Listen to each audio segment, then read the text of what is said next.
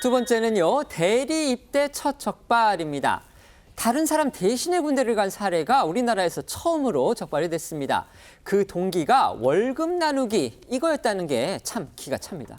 네, 군대 대신 가주겠다는 우스갯말이 현실이 된 사례가 적발이 된 건데요. 20대 후반 남성 A씨가 원래 입대했어야 할 B씨 대신에 군대를 대시간 사실이 드러났습니다. 조건은 군대 월급의 절반을 받는 조건이었는데요. A씨는 지난 7월 이 B씨의 신분증을 들고서 강원 홍천군의 이 사단 신병 교육대에 입소를 한 후에 운전병 임무를 위해서 이 후반기 교육까지 받으면서 무려 석 달 동안 감쪽같이 군 당국을 속였습니다.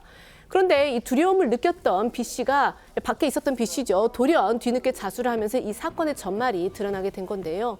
B씨는 병무청에 이 대리 입영이 잘못된 일인 것을 알았기에 겁이 나서 자수했다라고 진술한 것으로 알려졌습니다. 그러니까 이 당사자가 자수하지를 않았다면 제대할 때까지, 그러니까 대신 들어간 사람이 제대할 때까지 이거를 누구도 몰랐을 수도 있었다. 이게 또 충격이 아닐 수가 없습니다. 그렇다면 두 사람 어쩌다가 이렇게 무모한 대리 입영 계획을 세우게 된 건지 그게 또 궁금합니다. 네, 알고 봤더니 별다른 직업이 없던 두 사람은 온라인에서 만나서 병사 월급을 반반씩 나누기로 하고 대리 입영 계획을 세웠던 걸로 알려졌는데요.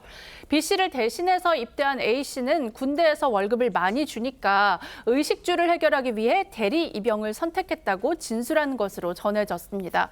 올해 기준으로 이 입영의 월급은 64만 원 정도인데요. A씨가 석 달 정도 군복무를 대신했다고 하니까 한 달에 30만 원가량, 그러니까 지금까지 100만 원 정도를 번 것으로 파악이 됩니다. A씨는 대리 입영 이전에 본인 이름으로 이제 입대를 했다가 정신건강 문제로 전역한 이력도 있는 걸로 알려졌습니다. 두 사람의 대리 입영, 그러니까 군대 대신 가기, 이게 어떻게 가능할 수 있었는지 솔직히 의문점이 많습니다. 이제 가장 중요한 문제는 이거죠. 사전에 대리 입영을 막지 못한 이 병무청의 허술한 업무 관리, 바로 그겁니다. 네, 일부 언론에 따르면 A씨는 군입대 후에 혈액형 등 신체 정보가 공개될 경우에 대비해 병무청 신체검사 때부터 대리를 시작한 걸로 전해집니다. 신병 교육대에 입소할 때도 자신의 신분증이 아니라 B씨의 신분증을 갖고 갔지만 적발되지 않았고요. 후반기 교육에서도 대리 입영 사실이 드러나지 않았습니다.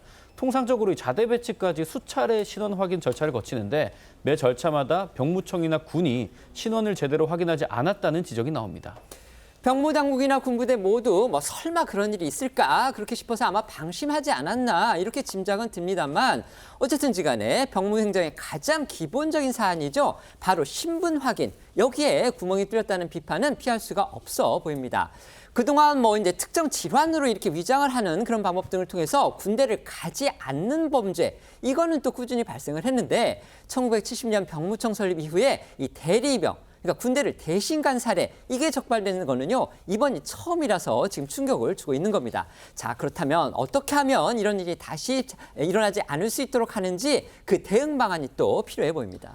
먼저 현재 그 일반병 입대 과정에서 병무청의 이 인접 절차는요, 오직 신분증을 기준으로 진행이 된다고 합니다.